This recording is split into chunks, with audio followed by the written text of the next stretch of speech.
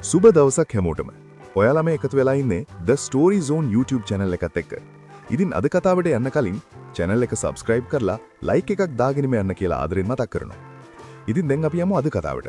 අද කතාව තමයි Magic රාජධානිය.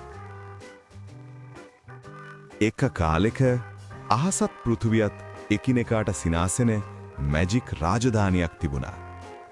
ඒ රාජධානියේ උදෑසනට සූර්යයා උදාවුනේ මෘදු රන් ආලෝකයක් එක්ක. සවසට අහස පුරා තාරකා දිලිසුනේ මායා දූලි වගේ. රාජධානිය වටේම තිබුණේ අද්භූත බල තියෙන ගැඹුරු වනයක්.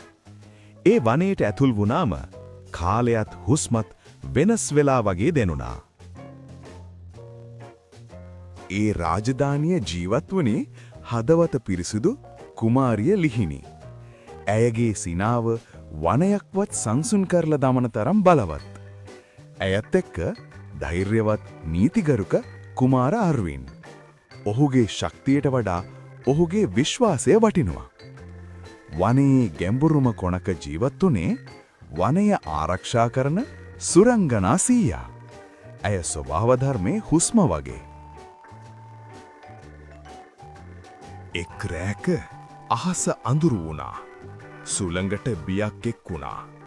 දුෂ්ට මායාකාර කාලුසන් වනයේ අඳුරු කොටසින් නිහඬව පෙමිනියා. ඔහු හොරකම් කළේ රාජධානියේ ජීවිතය රැඳී තිබුණු මැජික් හදවත. ඒ මොහොතේම මල් මැලවුණා. සතුන් නිහඬ වුණා. මිනිස්සු බියටපත් වුණා.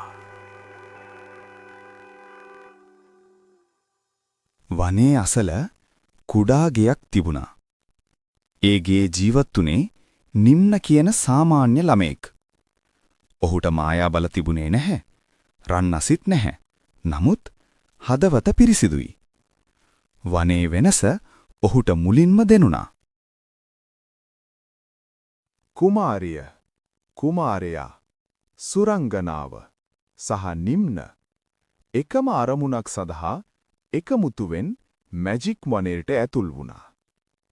ඒ ගමන සරල එකක් නොවුණා. කතා කරන සත්වයන් ඔවුන්ගේ හදවත පරීක්ෂා කළා.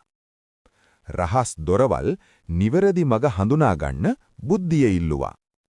මායා පරීක්ෂණ ධෛර්යය ඉල්ලුවා. අවසානයේ ඔවුන් ළඟා වුණේ කාලුසන්ගේ අඳුරු ගුහාවට. ඒ තැන බියපිරුණු නිහඬ බවක් තිබුණා. නිම්නගේ හොඳ හදවත මායා බලයට වඩා ශක්තිමත් වුණා. ඒ මොහොතේ මැජික් හදවත ආලෝකයෙන් දිලිසුණා. අඳුර පලා ගියා. ශාපය බිඳුණා.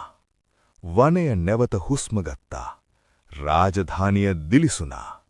සතුට නැවත පැමිණියා. එදා සිට රාජධානිය ඉගෙන ගත්තේ එකම පාඩමක්. බලයට වඩා ශක්තිමත් දෙයක් තියෙනවනම් ඒක හොඳ හදවත සහ එකමුතුව. ඉතින් අදට මන් සමුගන්නවා. නැවත මෙවැනිම ෆේරිටේල් ස්ටෝරි එකක් සමගින් නැවත හමුවෙමු. ඔබට සුබ දවසක්.